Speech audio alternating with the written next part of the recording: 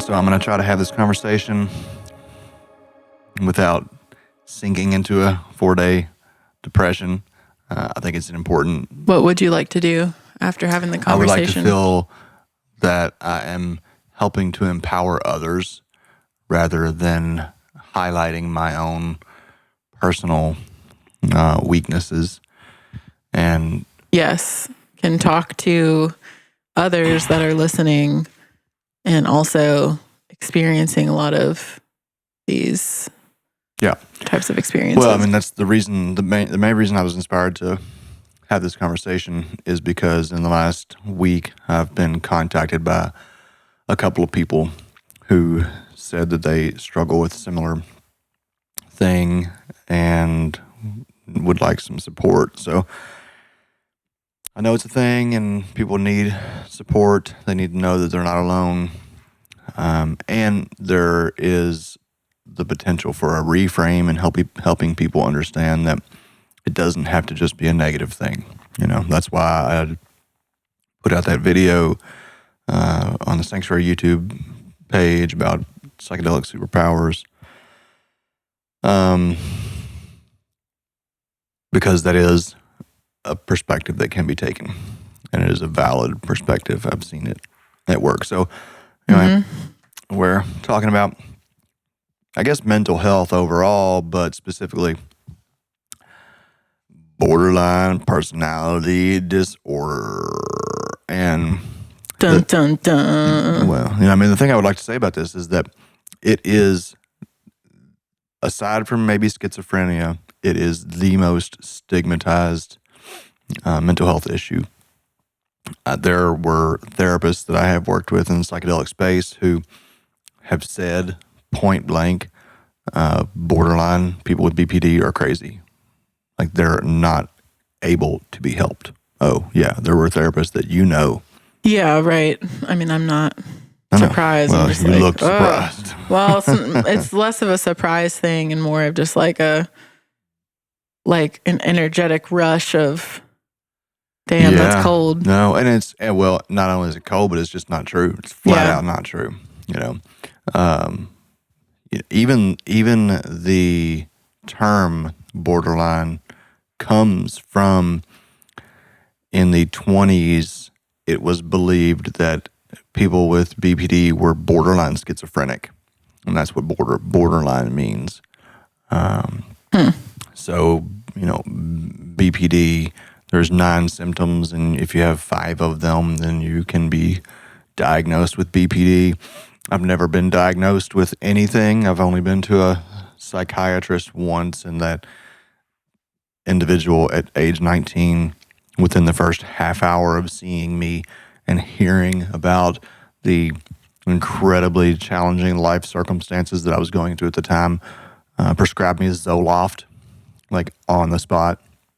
I went home, took it for 2 weeks, and was like, fuck this. I'm not doing this. I'll just smoke weed. And that's when I started really heavily self-medicating with cannabis. But yeah, I'm probably not going to be able to list off the 9 traits right now, but it's probably one of the most challenging mental health issues, because majority of borderlines are functional. They're in society, and they often don't know that they have this condition. Just in the summary here, this is from the Mayo Clinic. With borderline personality disorder, you have an intense fear of abandonment or instability, and you may have difficulty tolerating being alone, yet inappropriate anger, impulsiveness, and frequent mood swings may push others away, even though you want to have loving and lasting relationships. Usually begins by early adulthood and seems to be worse in young adulthood and may gradually get better with age. If you have borderline personality disorder, don't get discouraged. Many people do get better over time with treatment and can learn to live satisfying lives. So that's actually a more positive outlook than that's a more modern and newer perspective. In the last 5 or 7 years, it has begun to change. Yeah, but you're not seeing those 9 symptoms. I think it would be helpful to highlight those. Yeah. So I already mentioned, okay, so I'll just read them. Signs and symptoms may include an intense fear of abandonment, even going to extreme measures to avoid real or imagined separation or rejection. A pattern of unstable, intense relationships, such as idealizing someone one moment and then suddenly believing the person doesn't care enough or is cruel. Rapid changes in self-identity and self-image that include shifting goals and values and seeing yourself as bad or as if you don't exist at all. Periods of stress-related paranoia and loss of contact with reality lasting from a few minutes to a few hours.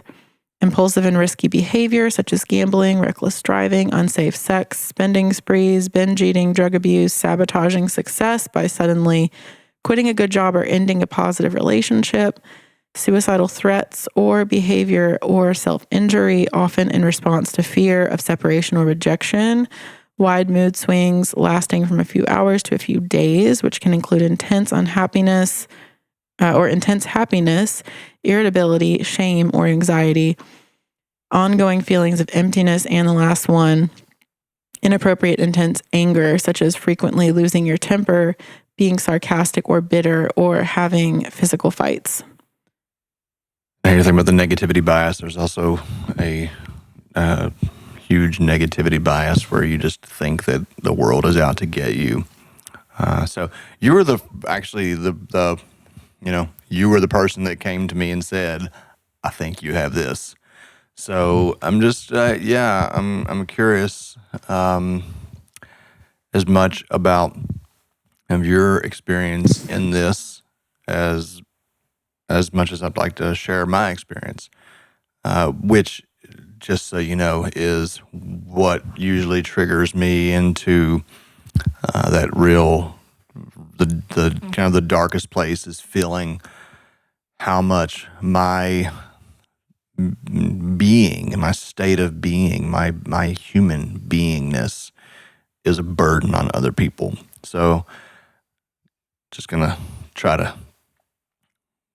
encourage us to not talk about it in that way, but at the same time, I do want you to be able to express what your experience has been living with this for the last 10 years. That's it, I quit. I'm a little angry. Wow, you are. I need to tone it down over here on this end. Is that too much? So first off, I want to encourage all of us right now that are listening and maybe watching too, to step into your own life and be cognizant of where we might view things that we've learned to do, paradigms that we've developed within our lives, habits and behaviors and ways of living and coping, and just ways of living that we might view as issues, problems. And I want to just kind of start this out by inviting us all to see these quote unquote issues, problems as more so opportunities for learning and become curious about them. And I feel like with that attitude, we can come out of conversations leaning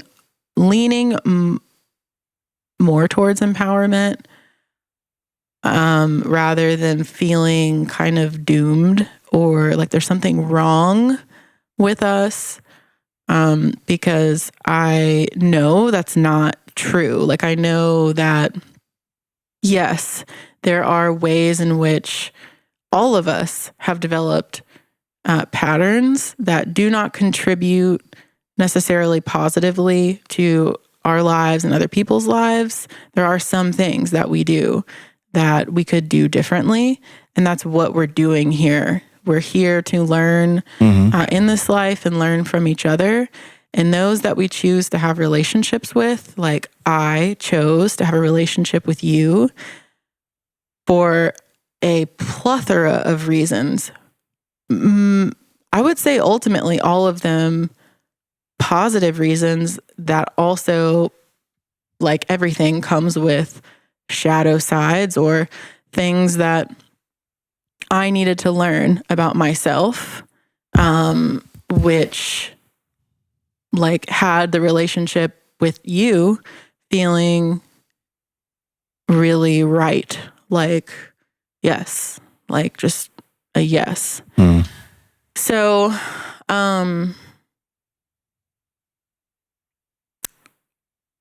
yeah, that's really important first and foremost. And I don't think that I necessarily, I guess it got to a point with, I think in different relationships, like if things are ignored and not talked about, if both people in a relationship are not willing to be curious about each other's actions and feelings, then things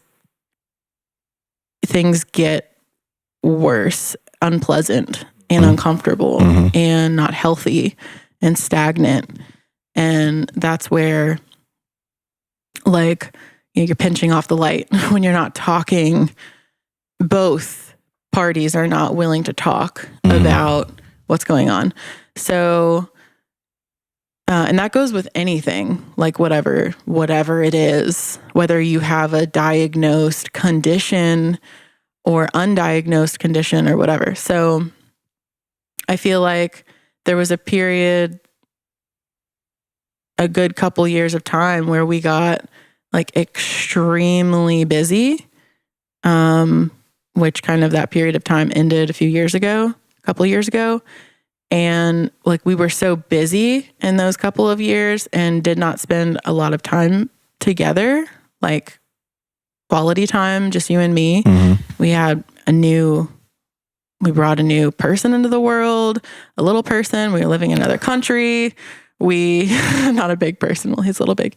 We were living in a different country, like running this kind of like revolutionary business, which comes with immense levels of stress, like figuring things out in a foreign country. And we just like weren't able to take care of ourselves in a way that means like talking about how we feel and working through things in like a safe container. And not to mention COVID and the insanity that came with that and stress. So that's where I feel like things got really, really hard if we're talking about like BPD signs and symptoms. Got really hard for you and got really hard for me.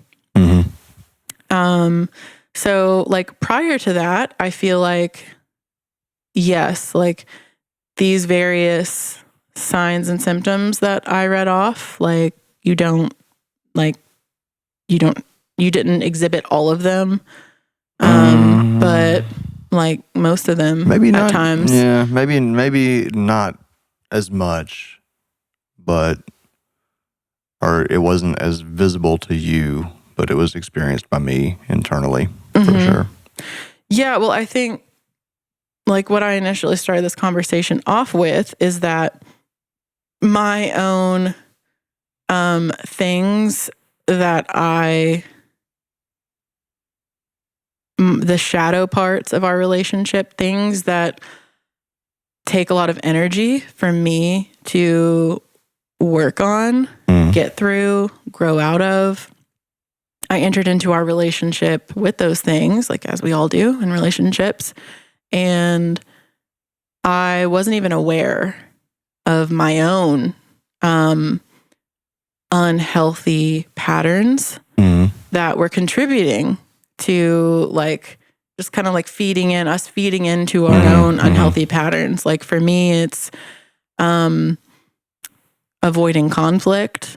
Like when we were first together, that was like I avoided conflict at all costs. And so that's very unhealthy. That's a really tough situation when you're in a relationship with someone who is kind of like addicted to the cycle of conflict, and trying to just keep everything like okay. And that's something that I have done immense work on with myself, is being knowing that my feelings and my opinions are just equally as important as everybody else's. So, yeah, it's interesting, I think, from my perspective. Like, I think it can be a little, what's the term? My personality traits are more easy to not see, like as unhealthy. Because when you're passive, when you orient more towards being passive and being the peacekeeper in spite of your own happiness, a lot of people, most people are A-okay with that. They're very, especially as a woman, it's kind of, I think it's a more common thing for women to be the passive peacekeepers in spite of their own feelings and needs. So I think it's a lot easier to point out like, oh, like the BPD person is doing things wrong, and not see the person like in the relationship that's like constantly enabling a lot of things. We're going to get to turn this around and blame you for all of our problems? Is that what you're saying? No. No, we're not. Good. But I am accepting responsibility. Like, it's because that's really important. And I'm not saying I'm responsible for your behavior. No, obviously, I know. At all. But I have learned the difference. Well, it's really important to me that you do that because, yes, I have very much felt like Eric's the fucked up one and Courtney has got herself all together, and poor Courtney, she's got to deal with crazy Eric, you know? Yeah, that is not helpful for me. Like, probably not helpful for anybody. I know, but it's easier to see that. I think that's not helpful for you, but it's extremely disempowering for me. It negates your for experience. Somebody to look at us and say, he's the problem. That is, and we've had a therapist kind of like recently lean in that direction, which is it's not helpful. Because I feel like that's a big, that is the, those are the unhealthy pieces of like the shadow sides of me, like not speaking up for myself, in a way, is just being able to say like, oh, like that's their problem, not mine. I'm just going to keep the peace here, like encourage them to work through things. And it reinforces this sense of shame and guilt that I have had, you know, like it just further embeds that into my story that if a therapist is making it out like, you know, you're subject to my mental whatever challenges, my mental health challenges, then it just like, I just become more shameful and feeling like I'm a burden on the world and on the people that I love the most. So not helpful.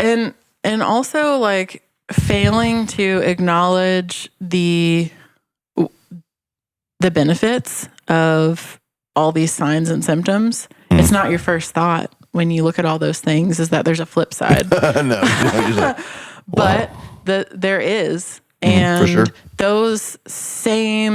that energy that you have coursing through you is extremely powerful.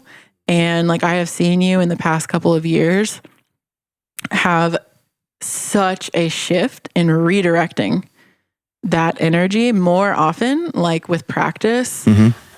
I have seen you have such a positive impact on people that like it's been like a light bulb going off for me, that this is actually a strength. And it's important that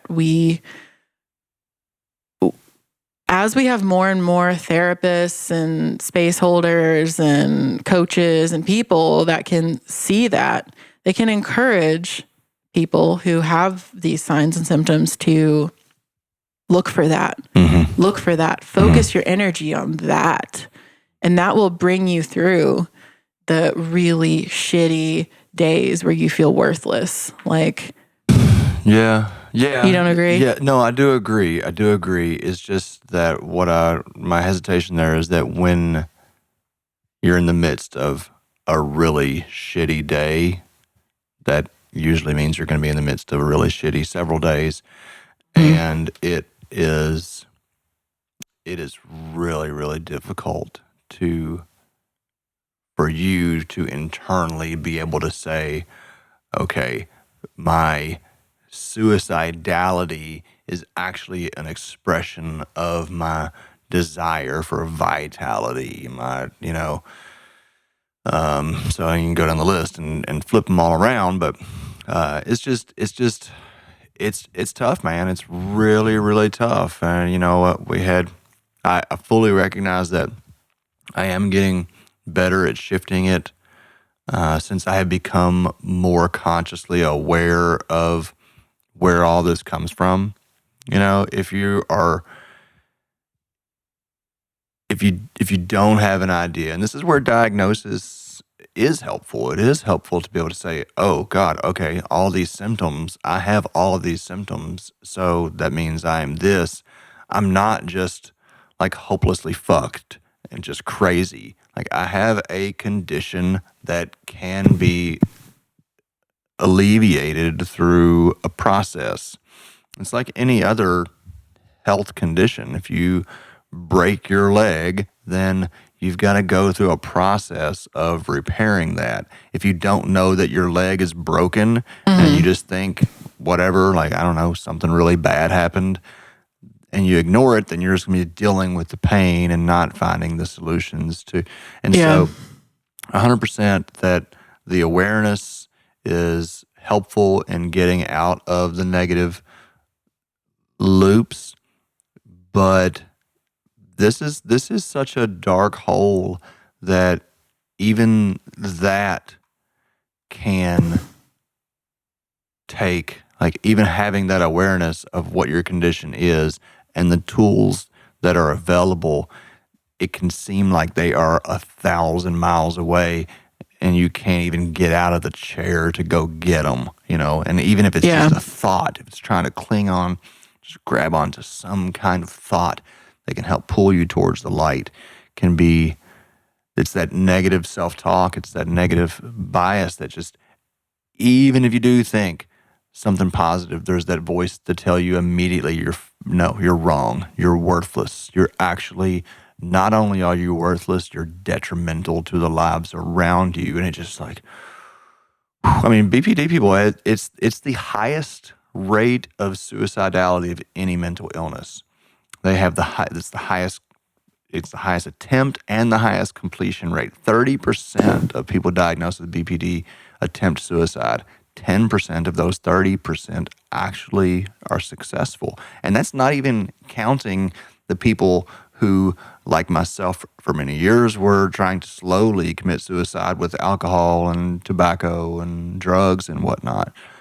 So it's a real, real challenge that the more we sweep it under the rug, or the more we talk about it as, this illness, then the less help we actually provide for people.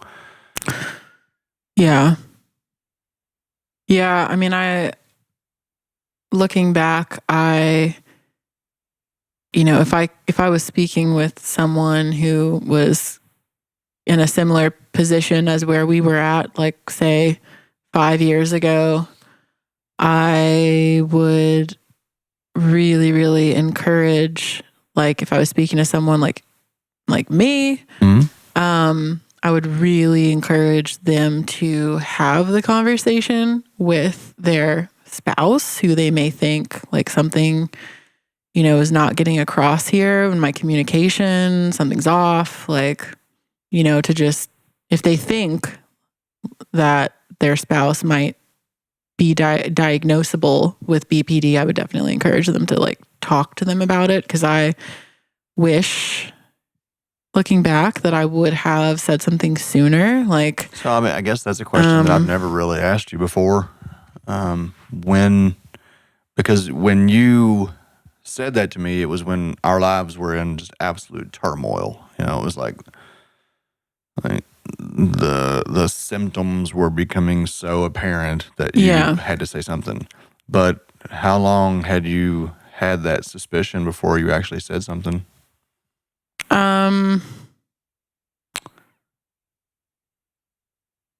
I mean, probably like initially a couple years before that, like there would be times like, there's cycles with this. Mm-hmm. And sometimes when you were in your deepest places of depression, and I would kind of like be Googling online, that would come up.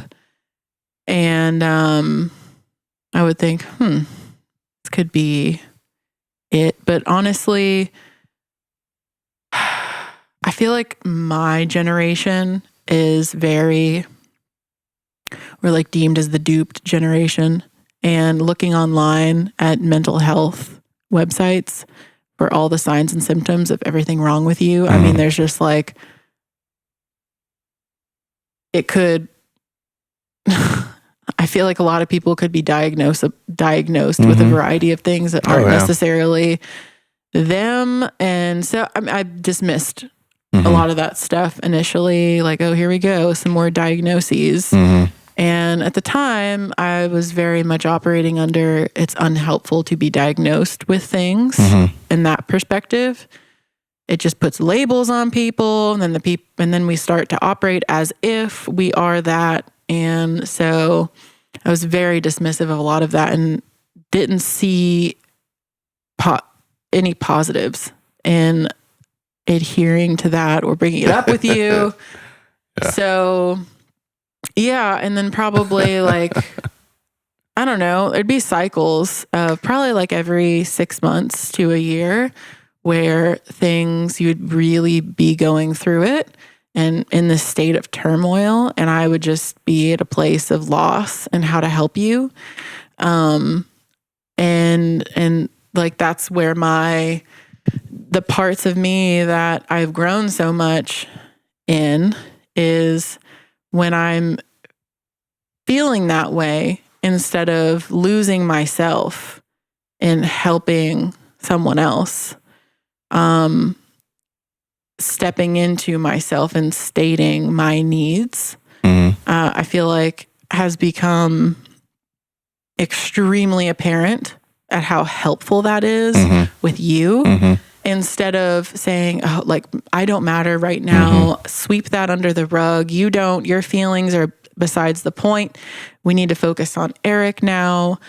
And that can really feed into this like unhealthy pattern. So, I would fall into that. And I guess when it got to that point of can't ignore this anymore, this is all those factors of stress, which I would think for probably a lot of people in 2020, that a lot of mental health diagnoses were made. All that stress, people being isolated, and people being isolated, number one. and also financial stress and so much fear. So it got to that point, and we had I was like, something's got to change, and this is the only thing I haven't voiced, and so let's give this a go and see if this helps. So, and I'm very, very grateful. I think it shows incredible strength on your part to be able to say, I want help. And I not just for you, but for us and for our kids and our family unit and for all the people that we could be of service to. Because a lot of people, they may have these big dips and say, yes, I need help, kind of a rock bottom point, and then get it and then stop shining light on these various challenges. So I'm really, really proud of you and how you were willing and open to have that conversation with me instead of fighting it and ignoring it. Well, you're pretty good about approaching things from a place of compassion. There are certainly other people in my life who would have just said, I think you have this and you're crazy and you need help and I don't need help, And so your approach has been extremely, extremely, which, that is one of the key aspects of BPD, is constantly feeling invalidated. And that's suspected as being one of the sources of BPD. It's not well determined how much of it is genetic, how much of it is environmental. But it does seem to coincide with ongoing invalidation, which I can look back at my history growing up as a child and see that I was very much invalidated over and over and over from very early on. And so you validating my feelings while not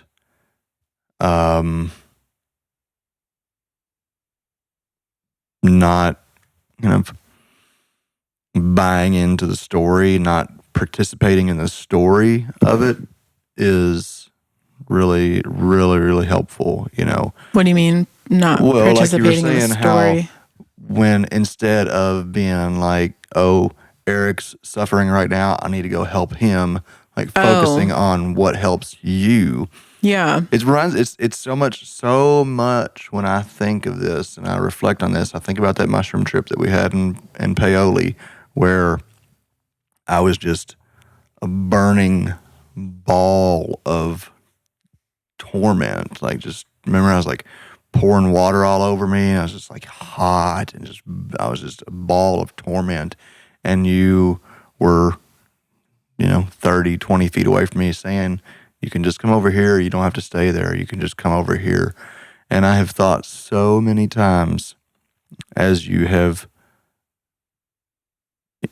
taken care of yourself when I was in these places, that you were showing me the way out.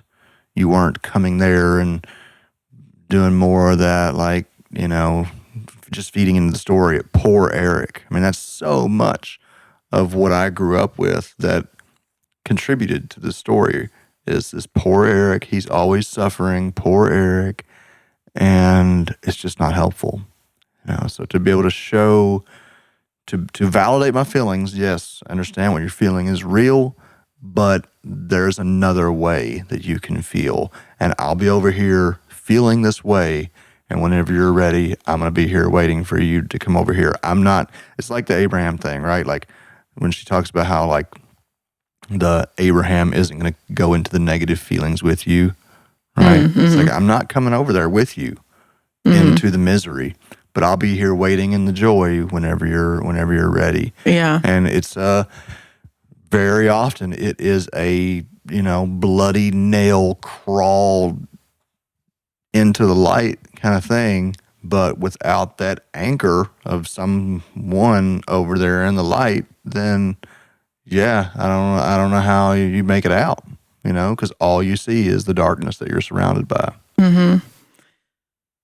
Wow, remembering that trip is so wonderful. That was like, yeah, that's definitely top 3. I'd say top 3 mushroom trips for me. Wow. Like the voicing that, like I had held that feeling for years that like, there's not a problem with us. There's not something wrong with me. Like, this is an opportunity. This is like, life is here to live and celebrate. And it's a whole other level when you're like explaining that or inviting someone else into that perspective. I feel like it solidified for me in a big way. I wouldn't say solidified. It's still like, waves of understanding, but that had that big emotional impact on me. Like seeing you, like I saw myself in you. Plenty of times in my life I have been in that place of misery and self-loathing and what's wrong with me and there's a problem here and I should go away. And, when I was going through eating disorder stuff out of high school, I lived in a place of like wasting away. Like my happiness doesn't matter. Like I just need to like be smaller. I need to be less than I am. And so on that day in that mushroom trip, I saw me and you, and it just like a light bulb went off in me that I was able to invite you in to joy and happiness and stay there myself without being pulled in to what you were going through. Was like life-changing. And I have such a clear memory of that. I'm able to, way more than I used to, now I'm able to like hold that within myself when you're going through a hard time or someone else is. Because it is hard. It's hard for me, like I mentioned before, to not get pulled into people's stuff. Sometimes, like, I feel a lot, really feel for people. And so learning that skill that focus, like being able to focus on joy and holding that is, a skill. Yeah, no, it's something I've seen you get better at, for sure. And it's helpful. Very much so. And it's something that I have applied to our son. When I see him get into those places, to be able to relate to him that I'm going to be here. It's okay. And you see it, like you see him, or I see him come out of those dark places so much quicker when I just let him know I'm here. Like, and I verbally will say to him, like, I understand you're upset right now, what you're feeling. It's okay what you're feeling. I'm over here. When you're feeling better and you want to come feel better, I'm over here. And I feel like that is giving him a toolkit, for down the road. I've already seen him applying that with Ananda, with us. Like, even his like his self-awareness to go have time by himself when he gets home from school is a part of that. There's a part of him that knows he's overwhelmed and he needs to go take some space, and he'll come back when he's ready. Yeah. And that's really like what I want to try to accomplish through this conversation for anybody that listens, is help people understand that they're not alone, and B, there are tools. It doesn't mean that it's going to be easy.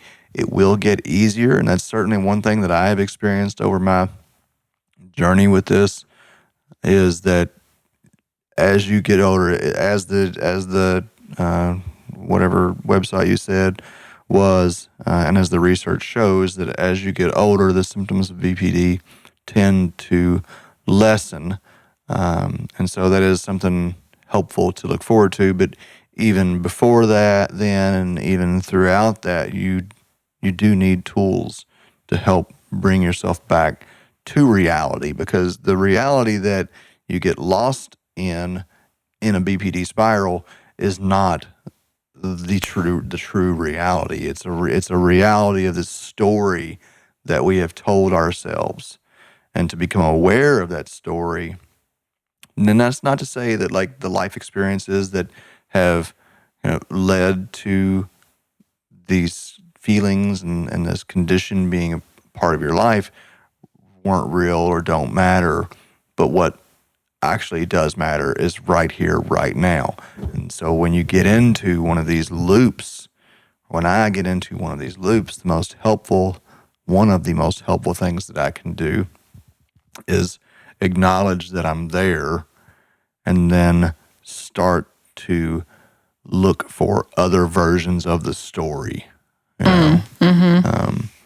Yeah, and from my perspective, knowing you so well, see that as a positive, like see the positive side of that in you, which is that your ability to focus intensely and like be so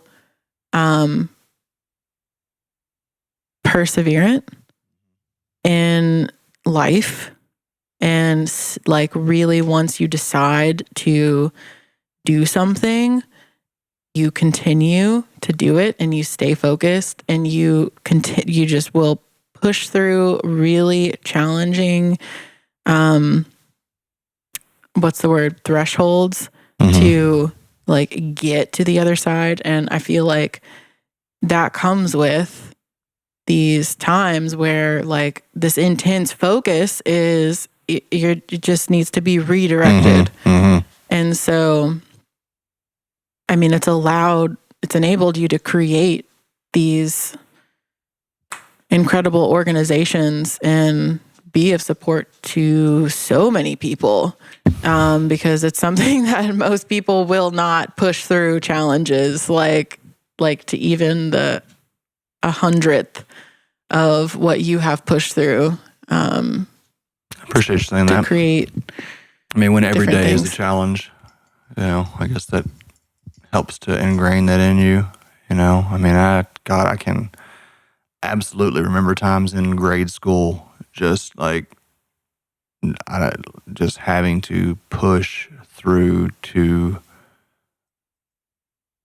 get through a day of just being.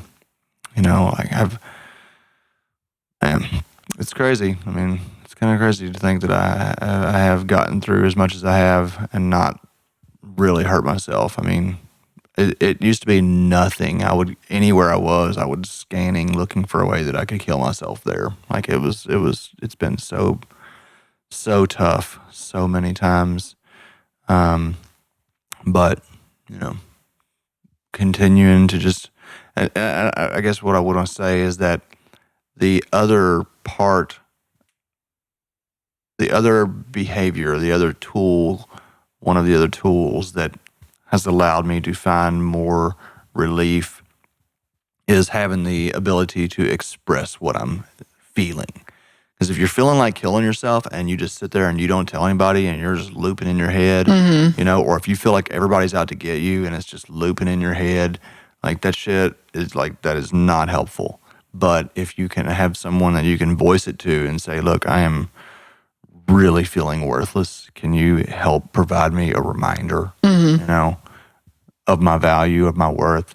That is such an important part. And you might not immediately believe necessarily what it is that's reflected back at you in terms of, why you're important to somebody else.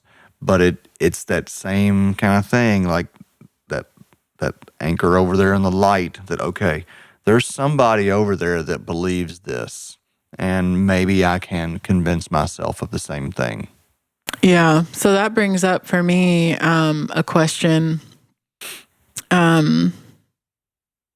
which I feel like I have the answer to, but for those listening, are there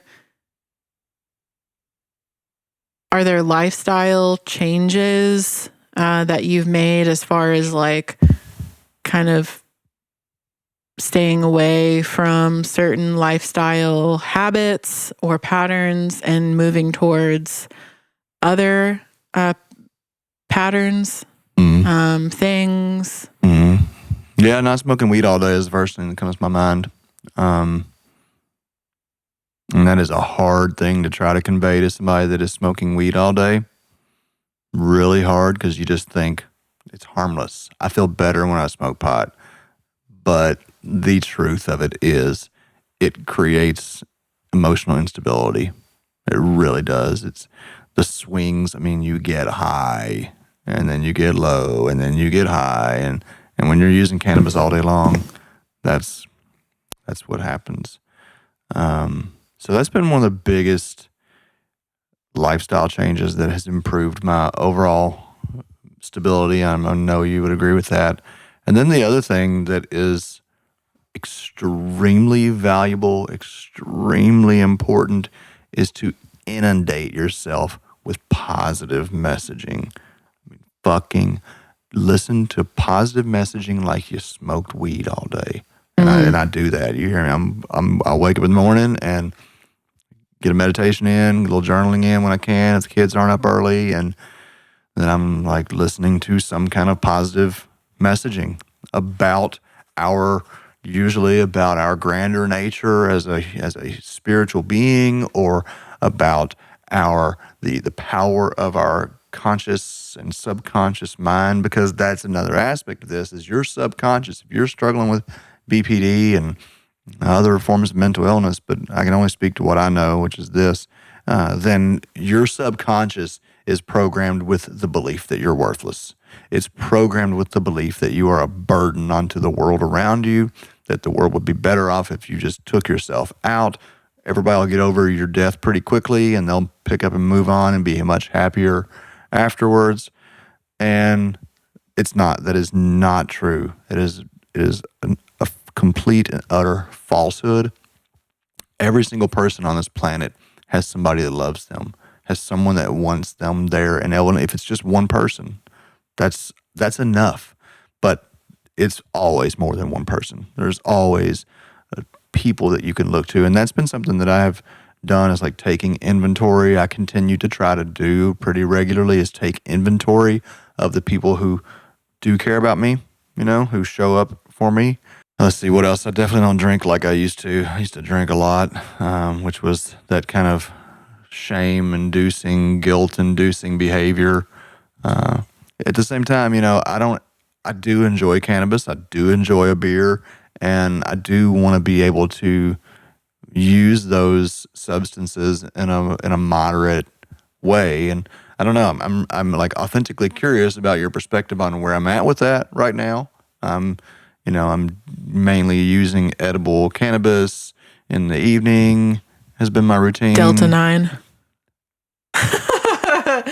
Legal. It's actually a combination of Delta 8 and Delta 9 or legal whatever. THC, however that works. I'm still not clear. So fucking ridiculous. But anyway, I do use cannabis still. And, I'm kind of back at the daily thing, but I'm not doing it all day long. I'm pretty much just in the evenings after dinner, I'll eat a little gummy, and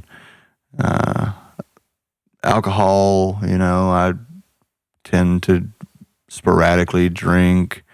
Anyway, I'm authentically curious though about, and you can drop a bomb on me right here if you want to. Publicly? Yeah. Gosh, look at that. That's okay. See that flip side? You got to be able to fucking face shit, man. If you're going to grow, you got to be able to face it. And that's, I've seen this in the psychedelic world, that the psychedelic leaders that will not face their own shadow.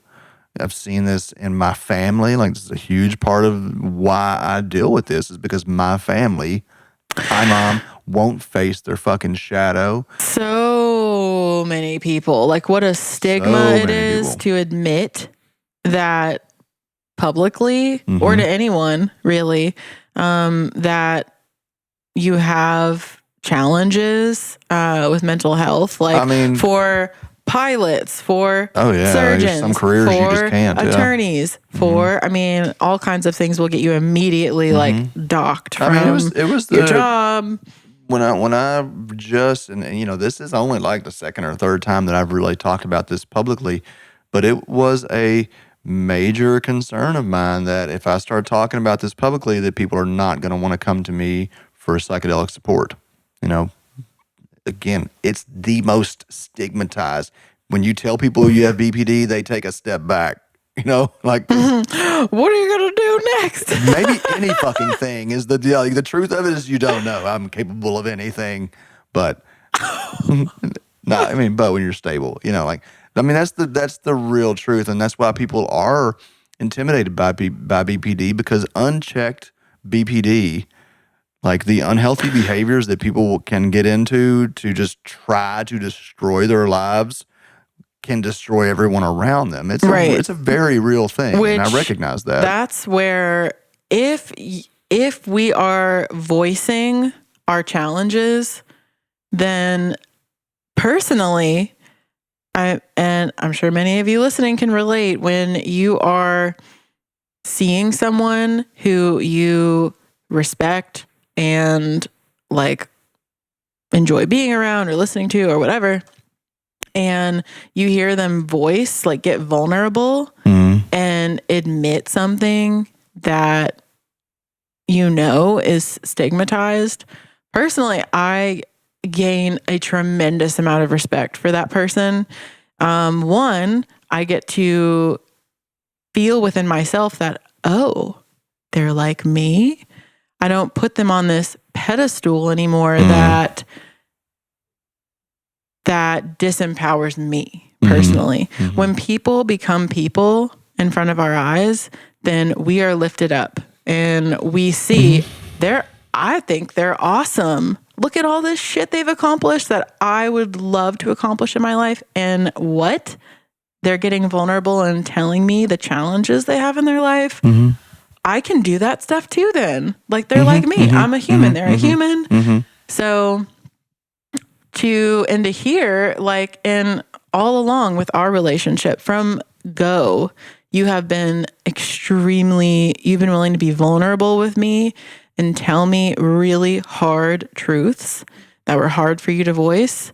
And that, I've never had anyone in my life that was that authentically transparent with me ever, not even close.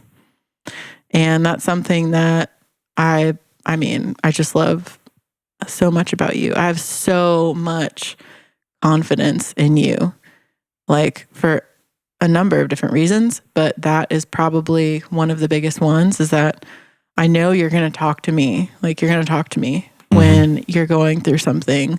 And it, like, to me, people that aren't able to voice that scares me a little bit. Like, if you're not getting vulnerable with me and I've known you for 6 months on a regular basis, we've been engaging with each other in whatever way, I'm going to start questioning, like, what are you hiding from me? You haven't told me anything that you struggle with or have struggled with, or, then I'm just wondering, like, what's going on. As you should. And I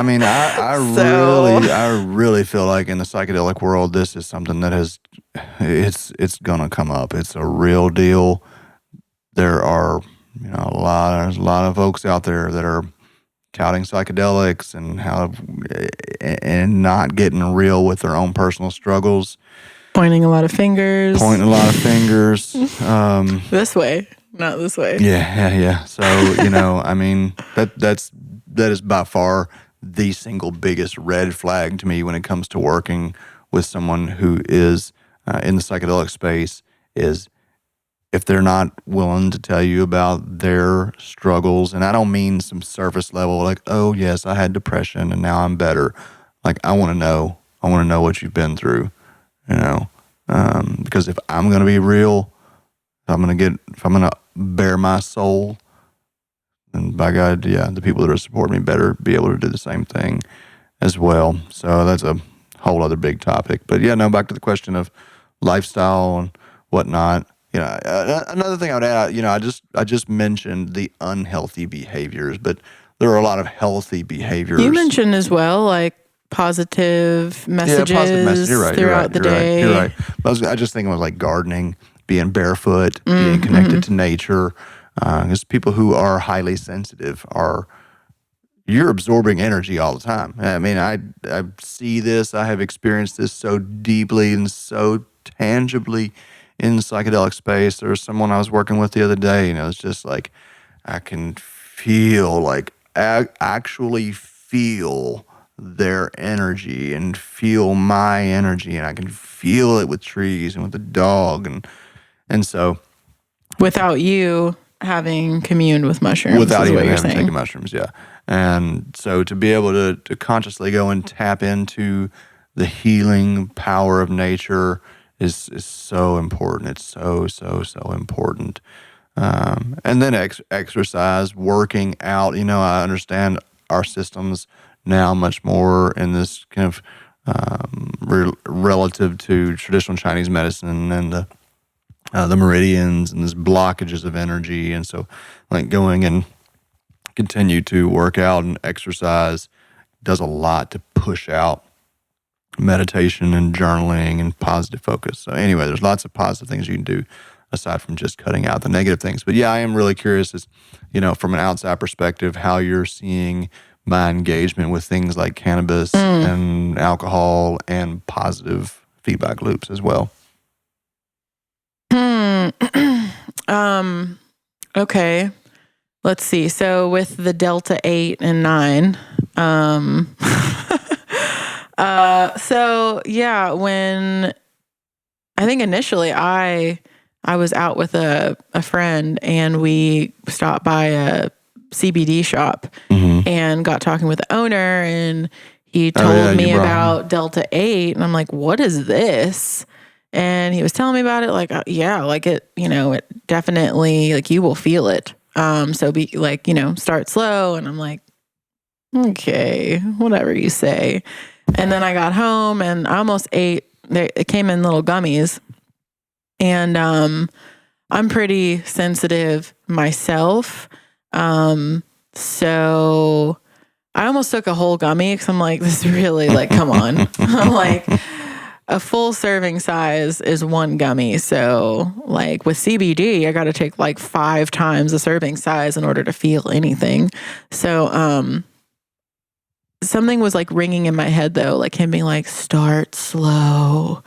And so I'm like, okay. And I took half a gummy and I was like very like tuned in and tapped in. You were high. I was very high. So I was very high, and we went out somewhere and I was not expecting it. And I was just like sideswiped by being so high from this legal in Kentucky. If you don't already know, we're in Louisville, Kentucky, where cannabis, THC is illegal, weirdly, still here, but this is not. So anyway, I brought it home and told you about it. And you were like, yeah, whatever. Like I was 5, and then you got a little high. But anyway, so I started it, I will admit. Bringing home the gummies. That's why I told that story. Okay. And so when you started taking them regularly, like at night, I was feeling nervous. I was feeling like, oh boy, here we go. Like soon enough, is he going to be back like all day? Delta 8 in it. Delta 8 gummy in the coffee. Delta 8. Like, how far is this going to go? So, and there have been a few days where you started early. in the day. It was when I got flour. Whenever I got flour, remember I got a couple bags. Okay. Got some weed a couple Got some times. flour. It's like so enticing to. Yeah, there have been some very short periods where I got nervous and I'm like, all right, when am I going to need to bring up the conversation on this? And how do I do this without, sending you into a spiral? We kind of briefly talked about it at some point. I can't remember. There was one time you said something and I was like, yeah, no, it's happening.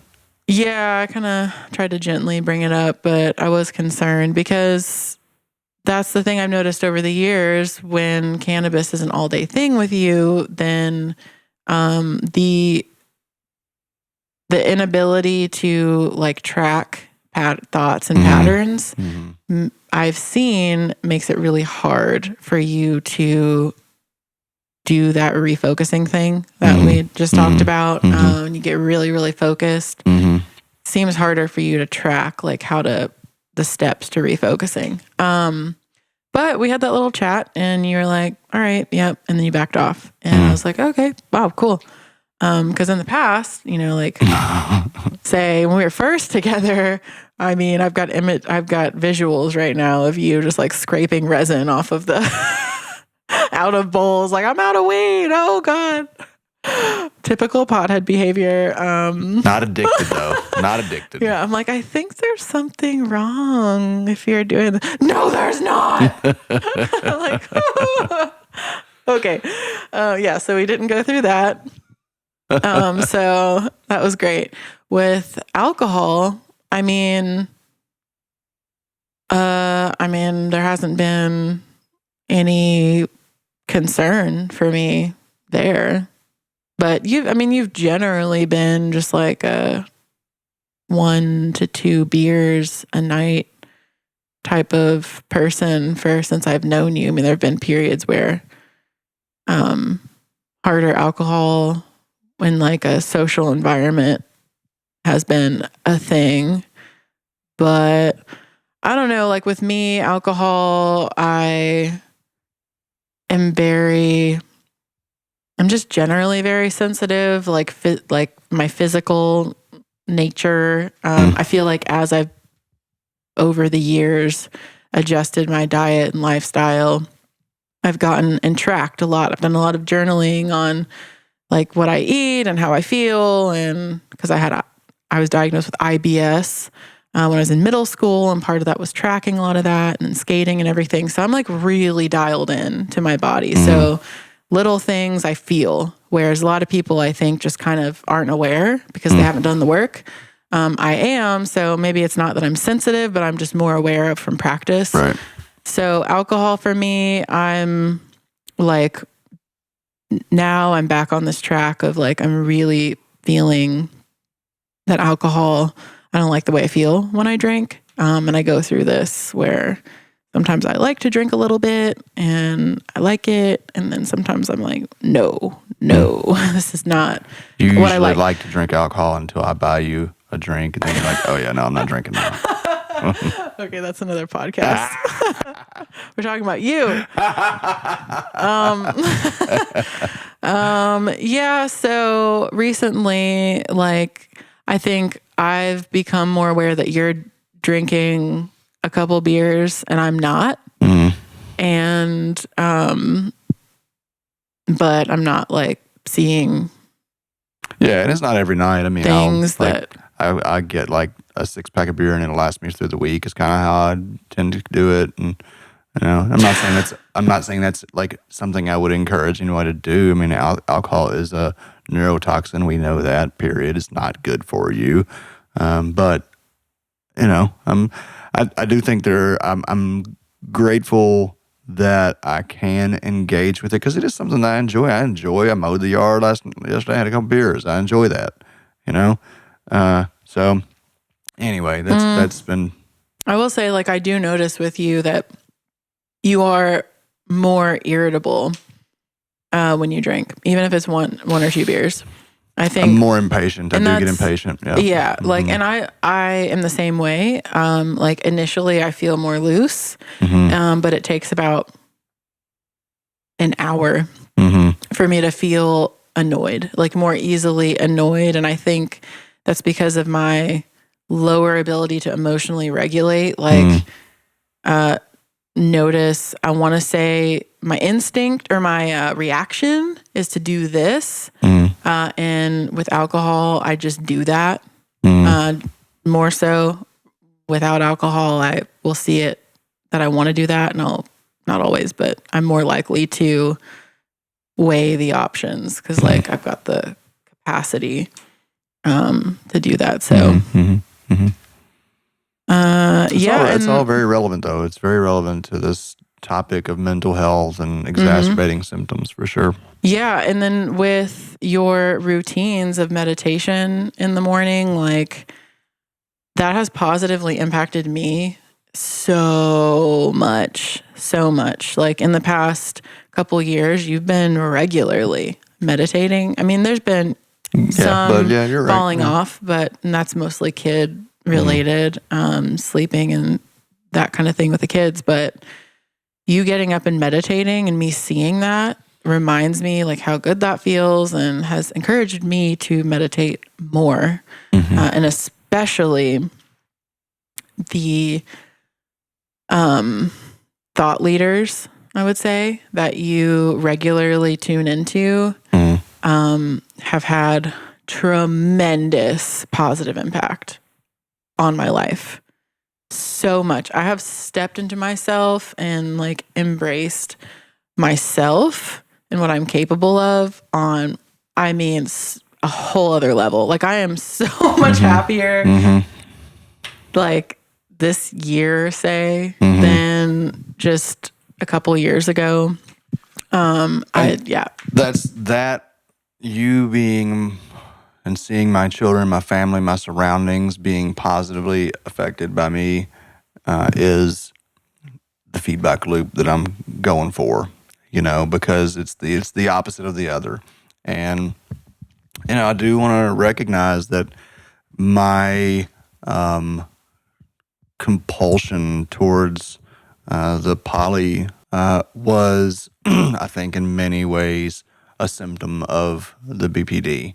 And it created enough stress for you and for me that it really like it was this negative feedback loop of me feeling shameful and you feeling bad, and then so now to see the opposite. And I'm not saying like that is the like because that's not part of our lives right now that has fixed everything, or I'm not saying that poly is wrong or whatever, but I do really see that when you're feeling better because of my mental state, because of my behavior, that it helps me feel better about myself, instead of perpetuating this shame and guilt cycle. It's perpetuating a confidence and joy, Yeah. I mean, with the non-monogamy stuff for me, like the beginnings of that in our relationship, I mean, for me, that kind of started in a way before you and I were together, just that consideration. But a lot of that was looking at relationships in our society and seeing that people cheat and, aren't honest a lot more than we are culturally willing to talk about and address. And so that was like a very conscientious. For sure. But that compulsion towards perceiving myself to having value by women being attracted to me, that's a part of the BPD loop. Yeah. Right? It's part of the validation thing. And it's so much more validating to see you feeling confident and you feeling happy and safe and all that. And I don't know, who knows where life's leading, and like whatever. I'm not looking for any of that. I don't think you're looking for any of that.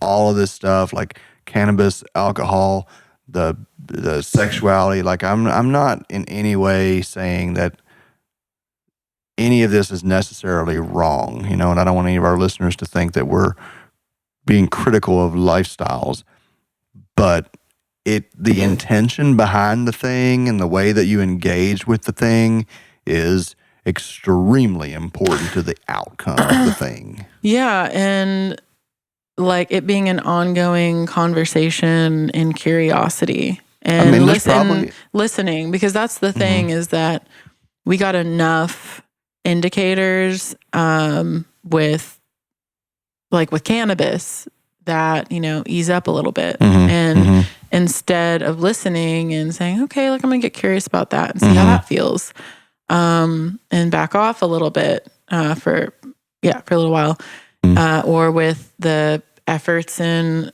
non-monogamy, like really being willing to say like this, I think we might back off for a little while and this isn't feeling right now, and being willing to listen to that. And I think for people that are like high power overachievers, as I've heard it termed recently, there is this tendency to ignore uncomfort and push through it. And while that can be really positive, like as I mentioned, and have a lot of benefits, it can also be not positive. It can be harmful. So yeah, I think we're getting better at that. Just being willing to say like, okay, we don't have to commit to this, this radical like lifestyle. We can kind of meet it in the middle. And I will smoke weed all day, every day until I die. Yeah. No, it's 100%. That focus, anyway, there's a whole lot that we could talk about this. And I think this should probably have another episode at some point where we talk about this again, because it is valuable. There's a lot of material in here that impacts a lot of people. There's a lot of perspective here that doesn't just apply to BPD, but into healthy living together as a couple, as a community, as families, like you said, listening to each other, taking cues on behaviors that are unhealthy. And so anyway, I'm going to go pick up the kids. Cool. Well, I've really enjoyed this conversation. And I feel how do you feel? I feel empowered. I feel very much like we are on an upward trajectory, that we're doing better and better all the time. And I'm really super, super grateful to have a partner like you that I can talk about these challenges with and come out feeling better. We're extremely fortunate. Indeed. Till next time.